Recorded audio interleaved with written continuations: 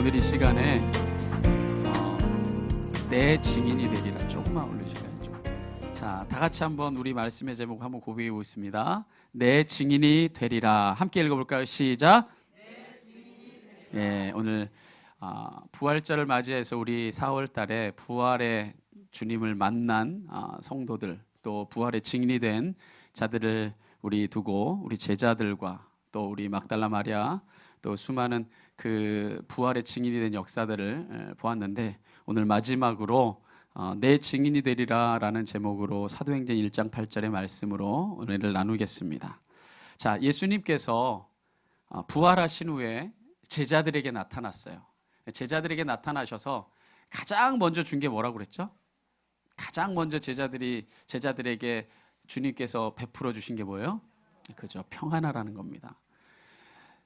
예수님께서 제자들에게 가장 먼저 나타나셔서 하신 말씀도 평안하라였고, 또 십자가를 지기 전에 마지막 가르침을 남기시고 가장 마지막에 예수님이 남기신 유언의 메시지도 너희가 세상에서는 환난을 당하지만 담대하라, 내가 세상을 이겼노라. 할렐루야.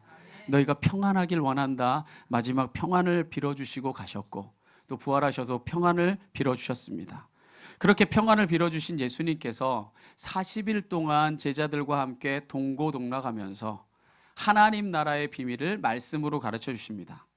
자, 십자가와 부활의 복음 위에, 이 바탕 위에 말씀 훈련을 40일 동안 마지막 더하신 겁니다. 그리고 그 모든 일을 다 마친 다음에 감람산에 오르사 제자들에게 이제 마지막 메시지를 남기시고, 우리 지난 주일에 우리 오후 예배 이 영화 부활을 통해 보셨듯이 마지막 메시지를 남기고 승천하십니다.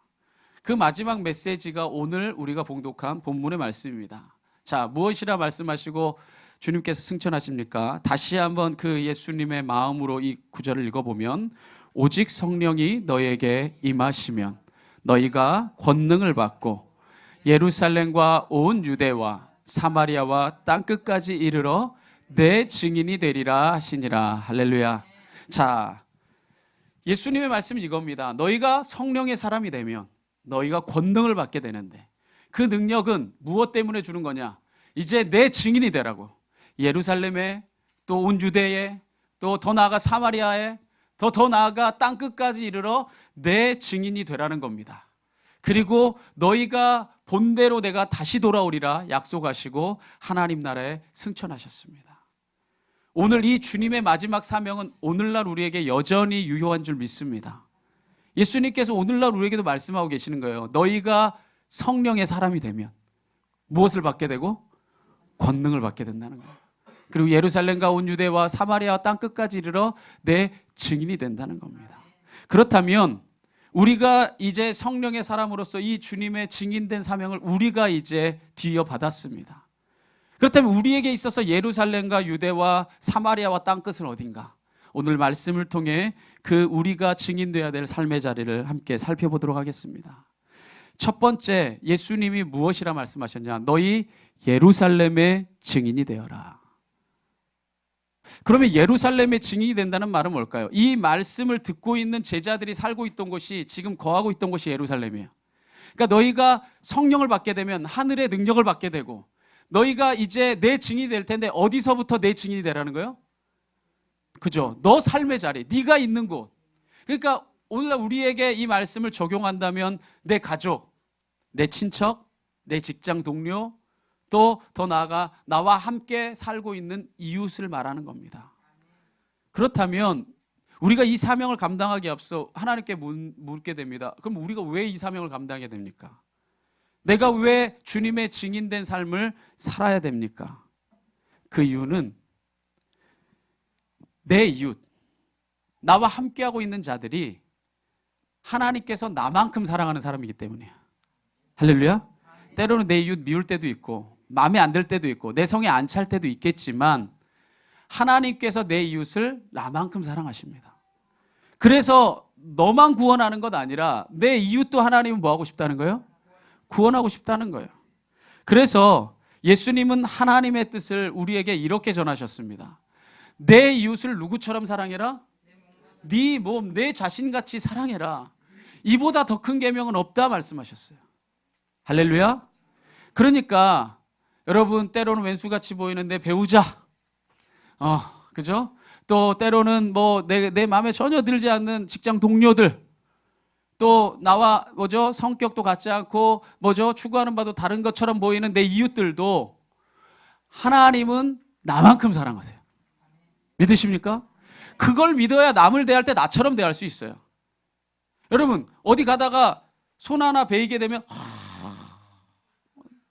어디 한번 찍히면 이러잖아요. 자기 몸 하나 살짝 다쳤을 때 그렇게 온몸으로 아파하면서 내 이웃의 아픔과 내 이웃의 눈물에 무감각하다면 그거 하나님의 마음을 가진 사람 아니에요. 왜? 하나님은 그 사람의 눈물과 함께 울고 계시고 그 사람의 아픔과 함께 아파하고 계세요. 믿으십니까? 그러니까 내가 아파하는 것만큼, 내가 힘들어하는 것만큼, 내가 나를 아끼는 것만큼 내 이웃을 사랑하고 그를 구원하는 것, 그게 예수님이 십자가에 달리신 이유고 목적입니다. 할렐루야. 우리가 이 믿음을 갖기 원합니다.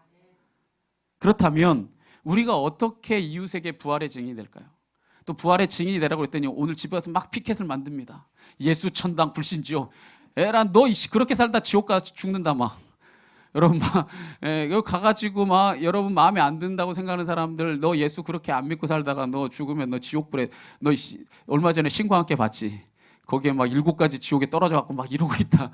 우리가 그렇게 저주하고 공격하라는 얘기가 아닙니다. 만약에 그렇게 우리가 부활의 증인이 된다면 동네 사람들이 단박에 여러분 사귀려고 안 할 거예요. 미쳤다 할 겁니다. 아니죠. 우리가 보세요. 내 이웃에게 부활의 증인이 되는 것은 여러분을 가장 깊이 알고 여러분을 가장 잘 아는 사람은 내 이웃입니다. 그죠? 여러분의 가족이 여러분 가장 잘 압니다. 또 여러분과 함께하고 있는 직장 동료가 여러분 가장 잘 알아요. 여러분 친척이 가장 잘 알아요. 이웃이 가장 잘 알아요. 가장 잘 아는 사람에게 부활의 증인이 되는 것은요, 말로 되는 게 아니에요. 왜냐하면 가장 잘 알거든요. 앞뒤가 다르거나 말과 행동이 다르다는 거, 이웃은 다 잘 압니다. 결국에 내 이웃에게 부활의 증인이 되는 것은 무엇으로밖에 할 수 없냐? 삶으로 나타낼 수밖에 없는 거예요. 믿으십니까? 그렇습니다. 이전과 환경이 달라진 게 없는데, 기쁨과 감사가 넘쳐나는 삶, 환경이 달라진 게 없는데도 저의 삶에 대한 어떠한 모습도 내가 희망을 찾을 수 없는데 내일에 대한 소망과 확신을 가지고 살아가는 삶, 그거 분명하게 사람들에게 영향이 미칩니다.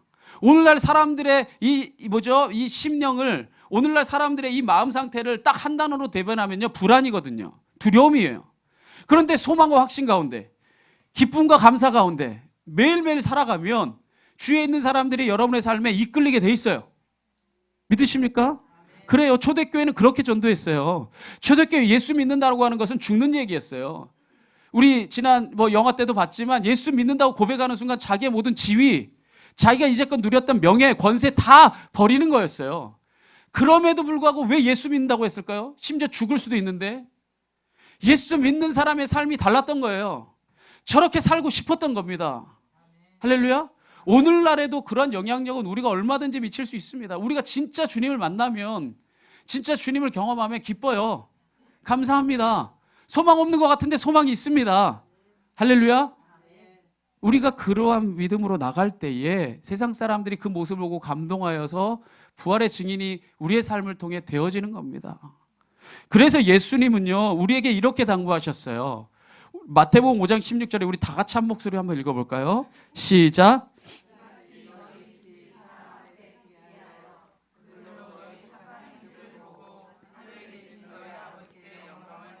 할렐루야.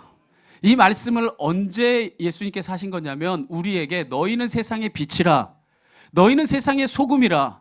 빛을 잃어버리면 세상을 어떻게 밝힐 것이고, 소금이 맛을 잃어버리면 어떻게 세상을 짜게 하려. 이 말씀을 하신 다음에 예수님이 하신 말씀이에요. 이같이 너희는 빛이라. 할렐루야. 너희 빛이 사람들 앞에, 너희의 삶의 행실이, 너희의 모습이 사람 앞에 비치게 해서 너희의 삶의 모습을 보고 하늘에 계신 너희 아버지께 영광을 돌리게 해라. 할렐루야. 그리고 그 모습에 감동돼서 이끌려서 주님 앞에 나올 수밖에 없게 만들어라. 그것이 부활의 증인된 자의 삶이다. 이게요, 그냥 말로만 끝난 얘기가 아닙니다. 초대교회에 이 말씀을, 오직 성령이 너희에게 임하시면 너희가 권능을 받고 예루살렘의 증인이 되리라 하셨던 이 말씀을 직접 받았던 제자들이 그 성령을 받고 예루살렘 거리로 뛰쳐나가서 초대교회가 세워졌을 때 이 말씀 그대로 역사가 일어납니다. 그래서 사도행전 2장 44절에서 47절에 보면 이렇게 성경이 기록합니다. 믿는 사람이 다 함께 있어 모든 물건을 서로 통용하고 또 재산과 소유를 팔아 각 사람의 필요를 따라 나눠주며 날마다 마음을 같이하여 성전에 모이기를 힘쓰고 집에서 떡을 떼며 기쁨과 순전한 마음으로 음식을 먹고 하나님을 찬미하니 어떻게 됩니까? 또 온 백성에게 뭘 받았어요? 칭찬받았어요. 이야 대단하다. 어떻게 저렇게 사는가? 저게 어떻게 가능한가? 저런 모습이 어떻게 우리의 삶 가운데 있을 수 있는가? 온 백성에게 칭송을 받으니 주께서 구원받는 사람을 날마다 뭐하게 하시니라. 그렇게 살고 싶은 거예요. 부러운 거예요. 초대교회에 살았던 성도들의 삶이 세상과 완전히 달랐던 겁니다. 그들이 자기 것을 자기 것이라 하지 않냐고 사람의 필요를 따라 나눠줬다는 것은요, 믿음의 지체를요 남으로 여긴 게 아니라 내 가족으로 여겼다는 거예요. 그것도 내 사랑하는 가족으로 여겼다는 거예요. 그러니까 그 모습을 보니까 세상 사람들이 부러워요, 안 부러워요? 부러운 겁니다. 부러워요. 그래서 그 사람들이 믿음의 공동체에 속하고 싶어서 날마다 자기 발로 그 공동체로 나온 겁니다. 그래서 날마다 구원받는 자의 수가 정말 허다하게 넘쳐나게 된 것입니다. 그렇습니다. 그렇게 초대교회는 3,000명, 5,000명 허다한 무리가 주의 공동체로 세워지게 된 것은 그들의 삶과 무관하지 않습니다. 우리가 주님을 만났다면 이 시대 이 이웃을 향한 복음의 메신저가 되어야 되는 줄 믿습니다. 예수 믿는다고 하는데 맨날 인상 쓰고 있어. 짜증나 죽겠네. 맨날 인상 쓰고 있고 말하는 것마다 막 가시돋친 듯이 이야기하고 표정 하나 여러분들 박지 않고 막 세상 다 짐을 진 듯이 또 오늘 하루 살아야 되나 이런 모습으로 산다면 여러분 뭐 하려고 여러분 보고 예수 믿겠어요? 제가 전에도 그 간증 우리 가서 드렸지만 제가 한 새신자 오셔가지고 제가 신방을 갔더니 그분이 어떻게 교회 오시게 됐어요? 이렇게 물어봤더니 그분이 이렇게 얘기하시더라고. 내가 우리 딸을 보니까 교회를 다니는데 달라지더라. 할렐루야. 그리고 내 앞에 장사하는 한 분이 계신데 그분이 처음에 몰랐는데 나중에 알고 보니 장로님이라는 거예요. 근데 5년을 봤다는 거예요. 5년을 보고 내린 결론이 뭐냐? 예수 믿는 사람 저렇게 산다면 나 예수 믿고 싶다. 그래서 교회 나왔다는 거예요. 할렐루야. 이것이 여러분의 삶이 얼마든지 여러분 주님의 부활의 증인이 될 수 있어요. 여러분이 때로는 숫기가 없어서 또 말을 이렇게 잘 못 꺼내서 여러분이 직접적으로 전도하지 못한다 할지라도 여러분이 정말 예수 믿는 자답게 사는 것을 보이는 것만으로도 수많은 사람들이 힘들고 어려울 때 당신을 찾아올 수밖에 없어요. 왜냐하면 세상에서는 대안이 없거든요. 바로 이 안에 있는 기쁨, 이 안에 있는 평안, 그들도 만나고 싶어하는 것인 줄 믿습니다. 우리가 내 가족에게 가깝게는 또 내 친척과 동료에게 이웃에게 복음의 선한 영향을 미치는 것, 이것이 예루살렘의 증인이 되는 삶인 줄 믿습니다. 예수님 말씀하셨습니다. 너희가 성령을 받으면 너희가 권능을 받게 되고 예루살렘의 증인이 될 것이다. 또 더 나아가 어디에 나가 증인이 되라고 그러셨어요? 온 유대의 증인이 되라 말씀하셨어요. 그렇다면 우리에게 온 유대는 어딜까요? 자, 이스라엘 백성들에게 예루살렘은 우리로 따지자면은요 서울 같은 거였어요. 수도였어요. 자, 그 예루살렘에 결국 그건 비유죠. 내 주위에 있는 자들에게 복음의 증인이 되고 온 유대 땅이라고 한다면 우리에게는 어느 땅이 될까요? 이 나라와 민족이 우리에게는 온 유대입니다. 성경에 보면 대표적인 이 사도가 두 사람이 등장합니다. 여러 명이 있지만 모델이 될 만한 대표적인 이 사도가 누구냐면 베드로와 사도 바울입니다. 이 베드로와 사도 바울이 다른 점은 뭐냐? 베드로는 12제자의 대표예요. 근데 사도 바울은 예수님이 살아계 생전에 만나지 못했던 부활하신 주님을 영적으로 체험한 사도였어요. 그런데 이 베드로는 태생이 이 유대 땅의 갈릴리의 출신이었기 때문에 유대 사람들에게만 복음을 전했어요. 그런데 이 사도 바울은 태생이 길리기아 다소에서 태어났기 때문에 이방 땅에서 태어났기 때문에 이방 민족을 전도하는 데 더 관심이 많았어요. 그런데 그런 사도 바울이요 늘 이방 민족에게도 전도하지만 자기 민족을 향한 거룩한 부담이 늘 있었어요, 마음에. 그래서 그가 이 이스라엘 백성을 향한 이 안타까운 마음을 로마서 9장 1절에 3절에 이렇게 표현합니다. 내가 그리스도 안에서 참말하고 거짓말 아니하는데, 그러니까 이거 내 진심이라는 거예요. 내 진심인데 나에게 뭐가 있대요? 큰 근심이 있대. 그냥 근심이 아니고 큰 근심이 있는 것과 마음의 고통이었는데 어떤 고통이래요? 그치지 않는 고통이 있는 것을 내 양심이 성령 안에서 나와 더불어 증언한다. 그러니까 이거 내게 큰 근심이고 그치지 않는 고통이 있다는 거예요. 그런데 그 근심과 고통의 이유가 뭡니까? 나의 형제 곧 고륙의 친척을 위하여 내 자신이 저주를 받아 그리스도에서 끊어질지라도 원하는 바로다. 할렐루야. 이 말의 무슨 뜻이에요? 내 형제 고륙, 내 민족이 구원받을 수 있다면 내가 버림받아도 그렇게 되고 싶습니다. 할렐루야. 이게 사도 바울이 이 이스라엘 이 나라를 향한 이 간절하고도 절절한 마음이었어요. 자, 그만큼 생명 걸고 자기 민족을 사랑했던 이 바울이요, 이 자신이 이러한 마음을 갖는 이 온전한 목적이 뭔지를 로마서 10장 1절에 말합니다. 우리 다 같이 한번 고백해 볼까요? 시작. 이스라엘을 위함이니 곧 그들로 구원을 받게 함이라. 내가 이렇게 큰 근심과 그치지 않은 고통 갖는 것은 내 이스라엘 백성을 위함이니 그들이 구원받는다면 내가 버려짐 당한다 해도 난 그렇게 되기 원한다 이야기했던 겁니다. 사실 사도 바울의 입장에서 보면 자기 민족과 동족이요, 자기한테 잘해주지 않았어요. 이 사도 바울이요, 예수를 전한다는 이유만으로 돌로 친 사람들도 동족이었고, 태장을 때린 사람들도 동족이었고, 심지어 감옥에 가둔 사람도 동족이었고, 죽이겠다고 달려들어 결국에 죽인 사람들도 동족이었어요. 그러니까 동족에게 고통과 핍박과 박해만 당했던 사람이 사도 바울입니다. 그런데 그럼에도 불구하고 바울이요, 끝까지 이스라엘 미워합니까? 미워하지 않아요. 끝까지 저들이 구원받기를 큰 근심과 그치지 않는 고통으로 저들을 향한 애달는 마음을 늘 하나님 앞에 아뢰면서 그들을 구원받게 해달라고 기도합니다. 왜 그랬을까요? 저는 한번 상상해 봤어요. 아니, 저는요, 저 그러면 미국에나 아니면 저기 어디 뭐죠? 막 필리핀 같은데 이민 가버릴 것 같아. 우리 내가 대한민국에 있는데 대한민국이란 말은 대한민국이 나한테 먼저 때리고 태장으로 때리고 감옥에 집어넣고 그러면 도망가 버릴 것 같은데, 왜 이렇게 사도 바울은 끝까지 자기 민족을 사랑하며 사랑으로 기도했을까? 그 이유는 바로 그들의 모습에서 자기의 과거를 봤기 때문이에요.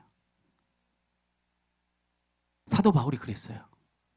예수 믿는다는 이유만으로 때렸고 돌로 쳤고 스데반을 앞장서서 죽였고 심지어 다메섹에 있는 예수 믿는 자들을 죽이기 위해 달려가기까지 했어요. 저들도 십자가와 부활의 주님을 만나지 못해서 무엇이 진리인지도 모른 채 그렇게 죽어가는 삶을 살아가는 모습을 보면서, 그렇게 자기를 공격하고 자기를 박해하고 핍박하는 모습을 보면서 오히려 사도 바울은 더 긍휼히 여겼던 겁니다. 왜? 내가 예수 만나기 전의 모습을 그들이 그렇게 갖고 있는 거예요. 무엇이 진리고 무엇이 생명인지도 모른 채 죽어가는 모습을 사도 바울은 너무나 똑똑히 봤다는 겁니다. 그래서 이 마음으로 끝까지 하나님, 저들도 나처럼 강권적인 은혜로 주님이 나를 만나주지 않았다면 나도 저들과 같이 살았을 텐데 주님, 저들을 구원하여 주시옵소서 끝까지 기도했던 겁니다. 오늘 이 말씀에 비추어 나를 한번 돌아보기 원합니다. 우리 나 자신은 얼마나 이 민족과 이 나라를 사랑하고 있습니까? 여러분, 나라가 없으면요, 우리의 모든 삶의 이 근거가요, 다 사라져 버립니다. 때로는 이 나라의 민족들이 서로 분열하고 비난하고 갈라서는 이 민족을 마음에 품고, 주님, 이 백성이 구원받을 수만 있다면 내가 버림받는다 할지라도 감사하겠습니다. 이런 마음을 가진 자가 오늘 이 자리에 있기를 간절히 원합니다. 이 나라의 모습을 보고 비난하고 비판만 하지 말고 품고 사랑하고 기도할 수 있는 자를 하나님이 원하고 계셔요. 믿으십니까? 그때 바로 여러분들이 이 소돔과 고모라 같은 땅을 살릴 수 있는 의인 한 사람이 될 줄 믿습니다. 초대 이 한국 교회를 보면요, 예수 믿는 자들, 기독교인들이 하나같이 이 나라 민족을 사랑했던 사람들입니다. 1900년대 초반에 이 나라의 이 기독교 인구가 불과 0.5%에서 1%도 제대로 되지 않았어요. 그런데 여러분 그거 아십니까? 이 나라 민족이 이 바로 서기를 바라면서 이 독립선언서를 낭독하던 33명 중에 16명이 기독교인이었어요. 그리고 3.1 이 독립 만세 운동을 일으켰던 이 48인 중에 무려 24명이 기독교인이었습니다. 그 밖에도 이 나라 이 바로 세워보겠다고 목숨 걸고 결국에 죽었지만 목숨을 다해 사명을 다했던 김구 선생님, 또 우리 이 지척에 있지만 이화여고에 다녔던 유관순 열사, 또 이 가까이 있지만 상동교회 정말 믿음의 정말 신앙인이었던 이준 열사, 이 모든 분들이요 이 민족을 살려보겠다고 목숨을 바쳤던 사람들이에요. 기독교인이 0.5%에서 1%도 되지 않았던 그때에 이 수많은 기독교인들이 나라 민족을 살려보겠다고 자기의 목숨을 던져서 이 나라가 이렇게 세워진 것인 것을 믿으시기 바랍니다. 좋은 만남 교회 성도들이요, 이제 그 사명이 우리에게 달렸습니다.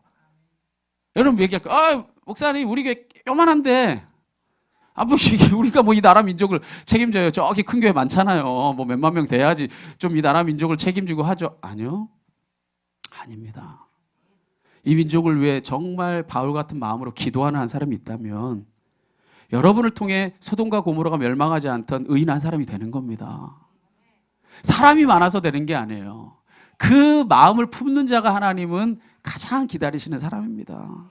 이 나라 민족을 품고 기도하고 우리의 힘이 필요한 아주 작은 일이라도 우리가 앞장설 수 있다면, 아주 작은 일이라도 그것이 우리를 이 땅에 태어나게 하신 하나님의 섭리인 줄 믿습니다. 아멘. 제가요 아직도 이 가슴 뜨거워지는 이 구절이 있는데요, 제가 대학원 시절에 이 말씀을 듣고 이 CCC 표예요. 이 CCC 표가 뭐냐면요, 붉고 붉은 그리스도의 피를 인하여 푸르고 푸른 그리스도의 계절이 이 강산에 오게 하라. 할렐루야. 멋지잖아요. 이러한 우리 마음에 이러한 열정을 가지고 있다면 여러분의 자녀가 정말 바로 서서 이 나라 민족에 얼마나 큰 영향력을 끼칠지 어떻게 합니까? 할렐루야. 여러분이 품고 기도하는 그 한마디의 기도를 통해 여러분 지금 이 남북의 이 평화 무드와 우리가 상상도 하지 못했던 일이 바로 어제 일어났잖아요. 그런데 저는요 기도하는 사람들 모임에 가면요 남북 통일이 얼마 남지 않았다고 막 핵폭탄 막 넘기고 있을 때 믿는 사람들의 모임에서 그 얘기들이 막 계속 나왔어요. 통일이 얼마 안 남았다고. 근데 현상은 전혀 아니었거든요. 기도하는 자들은 지금 다 준비하고 계십니다. 이 나라 민족을 구원받게 하기 위해서 자기의 삶을 드리고, 제 동기 목사님 가운데서도 이 통일만 되면 북한으로 가서 복음을 전하겠다고 지금 준비하고 있는 분들이 여러 계세요. 할렐루야. 없는 것 같지만 있어요. 우리가 이 자리에서부터 우리가 가까이서부터 살아가고 섬기면 이 나라 민족을 위해 기도하면 이 기도가 약한 것 같지만 물줄기가 모이면 개울물이 개천이 되고 개천이 강물이 되고 강물이 바다가 돼서 이 모든 이 장애와 이 모든 편견과 이 비난의 벽이 무너지고 이 하나 되게 하는 하나님의 역사를 이루는 이 나라 민족이 될 줄 믿습니다. 기독교인은 나라 민족을 위해 기도할 수 있어야 돼요. 그 마음을 가질 때 우리를 통해 역사할 줄 믿습니다. 첫 번째, 너희가 성령 받으면 권능을 받게 되고 예루살렘의 증인이 되리라. 그리고 또 온 유대 땅 이 나라 민족의 증인이 되고, 또 어디로 나아가 증인이 되라고 말씀하셨어요? 사마리아와라고 얘기합니다. 그러면 여러분 한번 묻습니다. 유대인들에게 사마리아가 어떤 곳이었죠? 이방 땅이죠. 이 유대인들에게 이 사마리아는요 이방 땅이면서 자기의 민족이 있는 땅인데, 이 민족이 이방 사람들과 결혼을 해서 피가 더럽혀진 민족. 그래서 이 유대인들은 사마리아 사람들을 뭐라고 여겼냐? 사람으로 안 여겼어요. 개로 여겼어요. 피가 더럽혀진 똥개 같은 민족, 개 같은 민족이라고 상종도 하지 않았던 곳이 바로 사마리아입니다. 그만큼 원수 같은 감정을 지니고 있었어요. 그렇다면 우리에게 사마리아는 어딜까요? 우리에게 있어서 만약에 사마리아 찾는다면 어디를 찾을 수 있을까요? 그렇죠. 북한이나 일본 같은 나라가 아마 우리에게는 사마리아일 겁니다. 특별히 우리가 원수로 여기고 있는 한민족 북한, 그 땅에 있는 백성들이 어쩌면 우리에게는 사마리아 땅에 있는 영혼과 같을 겁니다. 그 북한에 있는 영혼까지도 우리가 사랑으로 품고 섬겨야 합니다. 다 같이 아멘 해봅시다. 할렐루야. 아멘 해야 돼요. 여러분, 사실 북한에 태어나서 지금 살고 있는 사람들은요, 대부분 잘못한 게 없어요. 태어나니까 북한이었던 거죠. 자기 권력을 유지하기 위해서 몇몇의 이 기득권자 권력자들이 잘못된 길로 세뇌교육을 시키고 인도하여서 저들이 무엇이 진리인지도 모른 채 죽어가는 인생을 살아가고 있는 것이지, 그 땅에 태어났다는 많은 이유만으로 지들이 잘못한 건 하나도 없습니다. 우리도 그 땅에 태어났다면 우리도 별다르지 않았을걸요? 저도 만약에 한 45년 세뇌교육을 받고 살았다면 제가 어떤 모습이었을지 저도 몰라요. 우리가 그 땅에 태어났다면 우리가 다를 거라고 어떻게 장담합니까? 어쩌면 우리도 똑같은 모습이었을 수 있습니다. 그런데 그들이 북한에 태어났다는 이유만으로 개만도 못한 취급을 당하고 버려져야 한다면 이것보다 억울한 일은 없을 겁니다. 제 동기 목사님 중에 이 미국의 이 시카고에 오랫동안 살다가 지금 여기 가까이 있는 신설동에 있는 그 나들목 교회 거기 부목사님으로 이제 오게 돼서 내년에는 이제 거기서 교회를 5개로 가려면서 되게 큰 교회인데 거기 하나 담임자로 가요. 지금은 부목사인데 내년만 되면 저보다 훨씬 큰 교회 목사님이 되는데, 저 1:1 제자 양육을 그 목사님이 시켜줬는데 이분이 시카고에 오랫동안 살아가지고 미국인 자격으로 이제 영주권을 포기했어요. 이 한국에서 살기 위해서. 포기하기 전에 8일간 이 북한에 평양에 들렸다가 왔더라고요. 그러니까 미국 사람들은 평양 갈 수 있잖아요. 그래서 그 영주권을 포기하기 전에 갔는데, 근데 그 어저께 밤에 이렇게 페이스북에 이제 이 남북 정상회담 이 소회를 밝히면서 우리 목사님이, 저랑 동갑이에요. 이 목사님이 거기다 글을 썼는데 참 이렇게 뭐죠? 이 동의가 되는 게, 북한에 가서 8일간 살면 짧다면 짧지만 길다면 긴 시간이잖아요. 그렇죠? 8일이니까. 8일간 살아보니까 평양에 사는 사람이 별다르지 않더라는 거예요. 그냥 나 똑같이 먹는 거 관심 있고 예쁘게 입고 싶어하고 사람들한테 잘 보이고 싶어하고 또 햇살이 좋으면 뭐 나가고 싶어하고 나 똑같은 사람이더라는 거예요. 다만 다른 게 뭐냐, 대화를 깊게 나누다 보면 그들이 세뇌받은 이야기들이 나올 때 가슴이 아프더라는 거예요. 그런데 그거가 아니고 그냥 일반적인 생활을 할 때는 분간 크게 안 가더라는 거예요. 그렇습니다. 그들도 하나님의 사랑하는 영혼이에요. 믿으십니까? 다만 저들이 무엇이 진리인지 모른 채 죽어가고 있을 뿐이죠. 구약에 보면 요나 선지자라는 이 선지자가 등장합니다. 이 요나 선지자에게 하나님이 말씀을 주시는데 뭐라고 말씀을 주시냐? 야, 너 니느웨 성에 가서 내가 전하는 메시지를 전해라. 요나에게 하나님이 사명을 주셔요. 그런데 이 니느웨 성이 어디냐면요, 이 북이스라엘을 끊임없이 공격하고 마침내 이 북이스라엘을 멸망시켰던 나라가 이 니느웨를 수도로 삼고 있는 아수르예요. 그러니까 그 아수르 땅의 수도인 니느웨에 가서 복음 전하는 얘기는 마치 뭐가 똑같냐면요, 지금으로부터 뭐죠? 일제시대 때 1900년대 초반에 여러분한테 하나님의 말씀이 임해서 너 도쿄에 가서 심판의 메시지를 전해라. 그럼 여러분 마음이 어떨까요? 에이, 다 죽어버리지. 뭐 하려고 전해요. 일본에 있는 사람 다 죽어버렸으면 좋겠구만. 이런 마음 가질 거 아니에요. 요나가 그랬어요. 우리를 공격하고 우리를 후에는 멸망시키는 이 아수르의 나라가 가서 복음 전하기 싫은 거예요. 그래서 요나가 다시스로 도망가 버립니다. 자, 다시스로 도망가 버리는 이 요나를 하나님이 끌어다가 물고기 뱃속에 집어넣어 버려요. 그리고 3일간 그 물고기 속에서 뱃속에서 회개하게 한 다음에 그 물고기 뱃속에서 토해낸 자리가 어디였냐면 니느웨예요.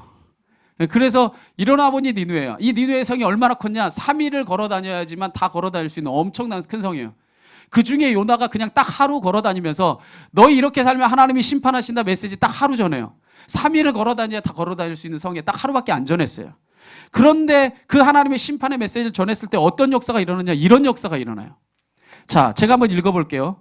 니느웨 사람들이 하나님을 뭐하고? 믿었대요. 하루밖에 복음을 안 전했는데 믿었대요. 금식을 선포하고 높고 낮은 자를 막론하고 굵은 베옷을 입은지라 그 일이 니느웨 왕에게 들림에 왕이 보좌에서 일어나 왕복을 벗고 굵은 베옷을 입고 제 위에 앉으니라. 자, 왕과 그의 대신들이 조서를 내려 니느웨에 선포하여 이르되, 뭐라고 선포합니까? 사람이나 짐승이나 소떼나 양떼나 아무것도 입에 대지 말지니, 금식하면서 곧 먹지도 말 것이요 물도 마시지 말 것이요 사람이든지 짐승이든지 다 굵은 베옷을 입을 것이요 힘써 하나님의 앞에 뭐해라? 부르짖어 기도할 것이며 각기 악한 길과 손으로 행한 강포에서 떠날 것이라. 하나님이 뜻을 돌이키시고 그 진노를 그치사 우리가 멸망하지 않게 하시리라. 금식하면서 회개 기도를 해버린 거예요. 요나는 뭐 했으면 좋겠는데?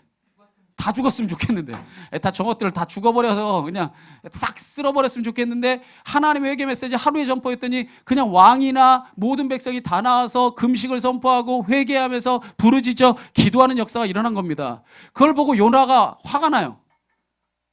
그냥 회개하지 말고 죽어버리지. 왜 회개를 해가지고 화가 납니다. 그래서 막 짜증내고 있어요. 그때 하나님이 밤사이에 박넝쿨을 이게 나게 하셔요.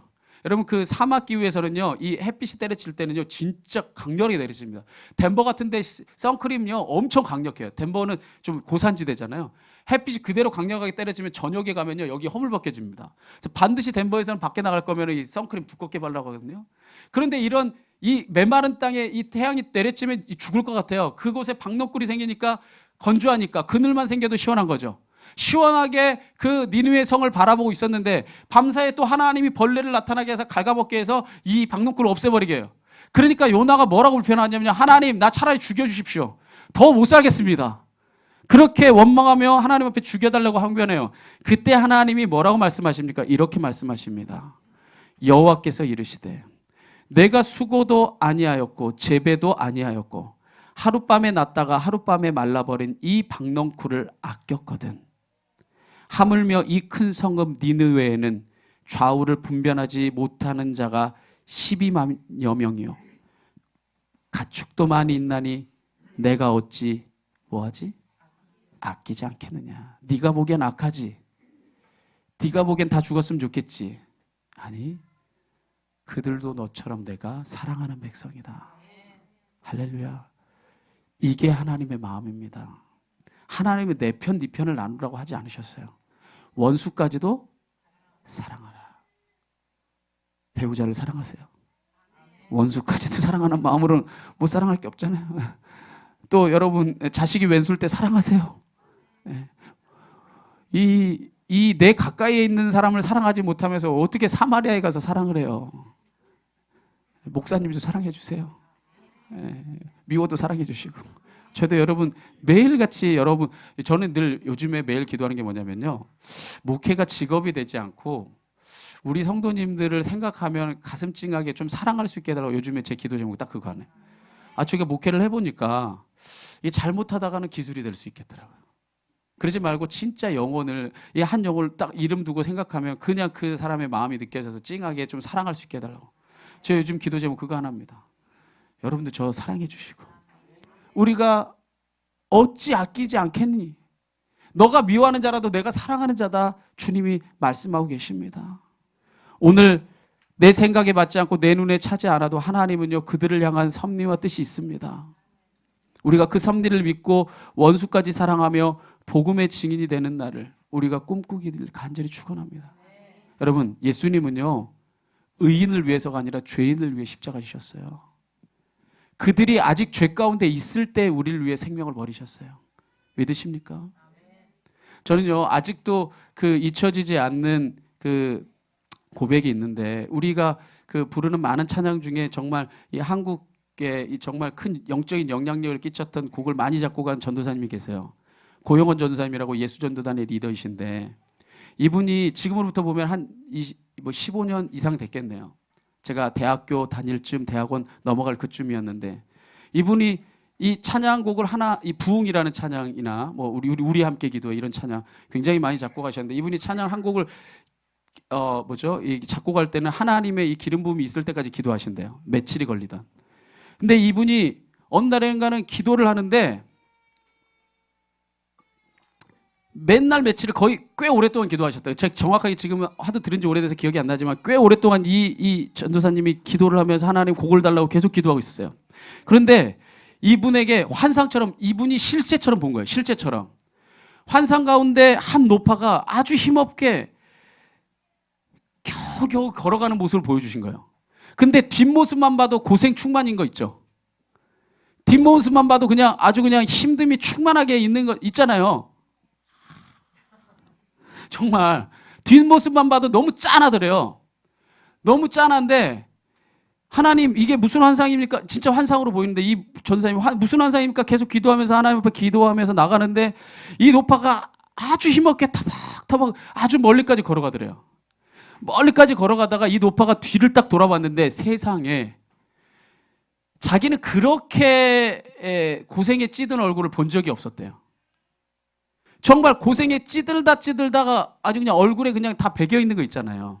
정말 너무나 고생 충만한 정말 찌들어 있는 얼굴, 이 노파가 그 노파가 이렇게 딱 뒤돌아보는데 너무 가슴이 아프더래요. 어떤 그 이미지가 아니라 그냥 가슴이 너무 아파서 눈물이 났다는 거예요. 근데 이 노파가 갑자기 이 전사님과 눈을 마주치는 순간에 확 웃는데 세상에서 그렇게 해맑게 웃는 걸 본 적이 없대요. 확 웃는데 이빨도 없는데 웃는데 너무 가득 차는 거 있잖아요. 너무 찌들어 있던 얼굴에서 너무 가득 차게 우니까 너무 큰 기쁨이 막 가슴에 밀려와서 이 기쁨이 막 넘쳐나더라는 거예요. 그러면서 이 전도사님에게 주시는 메시지가 사랑하는 아들아, 이게 내가 북한을 향해 품고 있는 마음이다 주셨다는 거예요. 이분이 북한을 위해 기도한 게 아니었어요. 그냥 기도한 거였고 곡을 달라고 기도했는데 이게 내가 북한을 위해 품고 있는 마음이다라고 그 마음을 주시는데 그 마음이 하나님의 마음이 그냥 임해버린 거예요. 그리고 나서 그 환상에서 깨어나서 이분이 곡을 작곡했던 게 바로 그날이에요. 그날이라는 이 말의 의미는 뭐냐면요. 이 찬양의 이 고백이 이렇습니다. 사망의 그늘에 앉아 죽어가는 나의 백성들, 절망과 굶주림에 갇힌 저들은 내 마음의 오랜 슬픔, 고탱의 멍에에 매여 울고 있는 나의 자녀들, 나는 이제 일어나 저들의 멍에를 꺾고 눈물 씻기기를 원하는데 누가 내게 부르짖어 저들을 구원케 할까? 누가 나를 위해 가서 나의 사랑을 전할까? 나는 이제 보기 원하네. 나의 자녀들 살아나는 그날. 기쁜 찬송소리 하늘에 웃음소리 온 땅 가득한 그날. 이분이 이 곡을 그 환상 가운데 깨어나서 바로 작곡하시고 그때부터 북한 사역을 시작하셨어요. 하나님이 강권적으로 역사하셔서 그 전도사님을 지금까지 사용하셔서 저는 이들의 기도가 오늘까지 쌓여서 저는 그런 역사가 일어났다고 믿습니다. 할렐루야. 하나님이요 절대로 버리지 않으십니다. 여전히 그 지하교회 가운데서 지금도 죽음의 위협 가운데서 하나님 믿고 살아가는 백성들을 지금도 웃는 날이 오기를. 우리가 되게 미워하는 사람이지만 그래도 김정은이 내려와서 확 웃으니까 보기 좋대요. 그죠?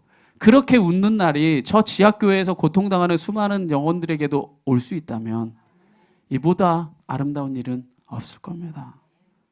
마지막으로 우리에게 이렇게 주님은 사명을 주셨습니다. 어디까지 이르러? 땅끝까지 이르러 내 증인이 되어라. 성도는 땅끝까지 이르러 복음의 증인이 되어야 됩니다. 그것은 우리랑 상관없어 보이는 나라까지 가서 우리가 선교하는 이유가 바로 거기에 있습니다.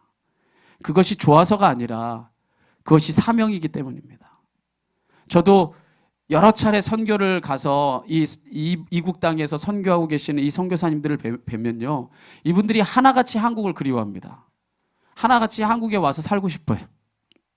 그럼에도 불구하고 그들의 선교의 사명을 감당하는 것은 땅끝까지 이르러 내 복음의 증인이 되라고 하신 주님의 말씀 때문입니다.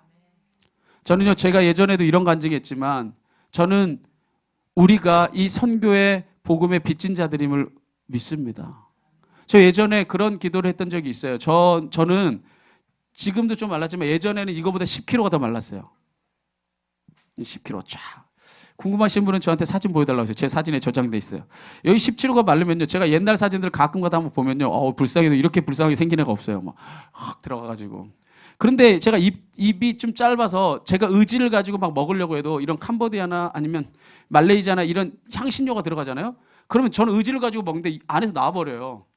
이거 집어넣는데 막 위에서 나와요, 이렇게 막.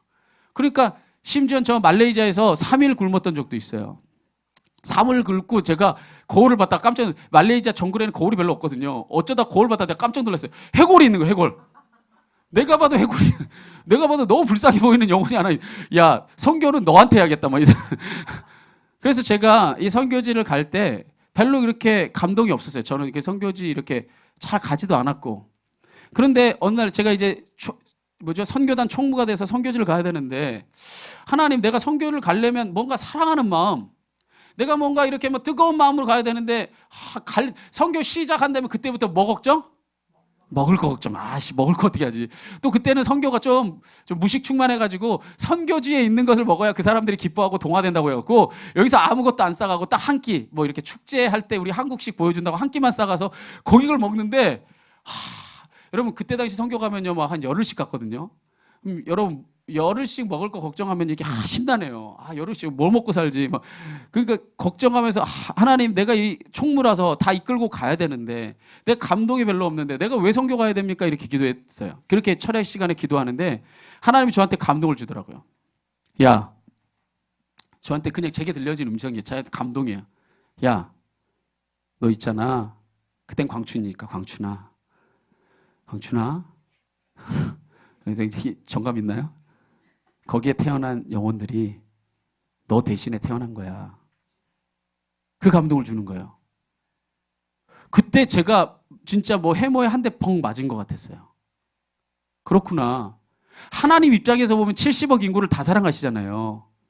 근데 나를 이 한국 땅에 보내는 대신에 누군가는 그때 태어날 때 북한 땅에 떼놨을 거고, 누군가는 캄보디아 땅에, 누군가는 스리랑카 땅에, 누군가는 저 우간다 땅에 나 대신에 태어났을 거 아니에요. 하나님이 조금만 바꿔봤어요. 야, 너 우간다로 가. 그 우간다에 태어났어야 될 영혼이 여기 태어났으면 저는요 지금 죽었을지도 몰라요. 40살 어떻게 살아. 굶어 죽다가 2살 때 죽었을 수도 있죠. 하나님이 어떤 영혼들을, 이 70억의 영혼들을 주관하셔서 아주 먼 날 하늘에서는 우리를 향한 계획을 가지고 이 땅에 태어나게 하셨단 말이죠. 그렇다면 여러분, 우리나라가 세계 경제 이 규모가 세계 11위예요. 믿겨집니까? 지도로 보면 보이지도 않는 요만한 땅에 세계 경제 규모가, 좀 놀래주세요. 10위에서 11위라고요. 여러분 집에 웬만하면 차 있잖아요 지금. 이게 우간다 땅이나 이게 스리랑카 땅에 이게 상상이나 가능한 얘기냐고. 상상하지도 못할 얘기죠. 오늘 어떻게 먹고 살지가 정말 막막한 사람들. 그러면 누군가는 나 대신에 거기 태어났고 내가 그 사람들 대신에 여기 태어났다면 우리는 이 땅에 태어난 것만으로도, 복음을 들은 것만으로도 복음의 빚진 자예요. 할렐루야. 우리가 잘 먹고 잘 사는 것만으로도 저 이방 땅에서, 저 머나먼 땅에서 굶주림에 죽어가는 사람들을 향해 빚진 마음을 가져야 돼요. 여러분이 한 게 뭐가 있는데, 우리가 한 게 뭐가 있는데, 우리는 여기 태어난 것밖에 없어요. 사람들이 사는 대로 산 것밖에 없죠. 북한에 태어난 사람 태어난 것밖에 없어요. 사는 대로 산 것밖에 없죠. 근데 우리는 온갖 혜택을 다 누렸잖아요. 복음도 먼저 믿게 됐고, 구원도 먼저 받게 됐고, 평안도 먼저 누리게 됐잖아요. 할렐루야. 감사하지 않을 수 없는 거죠. 전하지 않을 수 없는 줄 믿습니다. 그래서 사도 바울이요, 그 하나님의 은혜를 경험하고 난 다음에 자기같이 연약하고 부족하고 자기같이 죄 많은 자를 택해 주시면 감사하면서 뭐라 말합니까? 내가 달려갈 길과 주 예수께 받은 사명, 곧 하나님의 은혜의 복음을 증언하는 일을 마치려 하면은 나의 생명조차 조금도 귀한 것으로 여기지 아니하노라. 바울에게 있어 생명보다 귀한 것은 복음의 증인이 되는 것이었습니다. 이제 그 사명을 우리가 하나님께 이어받았습니다. 이제 우리가 하나님의 뜻을 이루는 자가 되어야 될 줄 믿습니다. 오늘 마지막으로, 그럼 하나님의 뜻은 뭘까? 하나님이요, 이 구약의, 사실 유대인들도 하나님 버리지 않았어요. 구약의 메시지를 마무리 지으면서 신약과 이 가교를 놓는 말라기 선지자를 통해서 본래 하나님이 원하시는 뜻을 이미 다 기록해 놓으셨습니다. 우리가 하나님이 원하시는 뜻을 우리가 이루어드리는 그 마음으로 우리 마지막으로 말라기 1장 11절 말씀 다 같이 한번 읽어봅시다. 시작. 만군의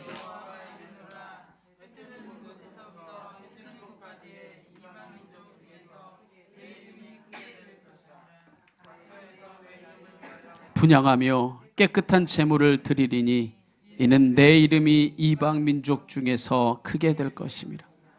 하나님의 뜻은 뭔지 아세요? 만군의 여호가 이르노라. 내가 원하는 건 해 뜨는 곳에서부터 해 지는 곳까지 이방 민족 가운데서 내 이름이 찬양으로 울려 퍼지는 것, 예배하는 백성이 일어나는 것, 하나님께로 나오는 역사가 나타나는 것. 우리 한국 땅만 아니에요. 해 뜨는 곳에서부터 해 지는 곳까지 온 세계 열방을 사랑하고 계신 하나님의 마음입니다. 오늘날 이 세상에 대안이 없다고들 말합니다. 그래요. 어쩌면 세상은 늘 그래왔습니다. 소돔과 고모라 성에 의인 10사람이 없었고 출애굽한 이스라엘 백성들이 약속의 땅 가나안에 다 들어가지 못하고 주저앉았고 유다가 패망할 때 그 누구도 바른 목소리를 내는 사람이 없었어요. 그러나 그때에도 하나님의 남은 자들은 있었습니다. 소돔과 고모라가 멸망할 때 의인 롯이 있었고 광야에 주저앉지 않은 여호수아와 갈렙이 있었고 유다가 패망할 때 눈물로써 목숨 걸고 주님의 바른 목소리를 선포하던 예레미야 선지자가 있었습니다. 오늘 이 시대의 대안이 누굽니까? 누군가를 손가락질하지 마시고 내가 대안입니다. 내가 예루살렘과 내가 온 유대를야 또 사마리아와 땅끝까지 이르러 증인이 되는 내 사명을 감당해 나갈 때에 주님이 나를 통해 내 가족에서부터 이 나라 민족과 열방, 북한 땅과 세계 열방에 하나님의 이름이 높이 이름받는, 높이 찬송받는 역사를 일으키실 것입니다. 오늘 이 시간 우리가 먼저 주님 앞에 바로 서길 원합니다. 우리가 주님 앞에 회개하며 나가기 원합니다. 우리가 주님 앞에 결단할 수 있길 원합니다. 주님, 나를 통하여서 하나님의 역사를 일으켜 주시옵소서. 그런 믿음의 역사가 우리 가운데 있게 되기를 간절히 축원합니다. 오늘 그 마음을 담아서 이 시간에 하나님, 내가 주님의 그 사명 감당케 하여 주시옵소서.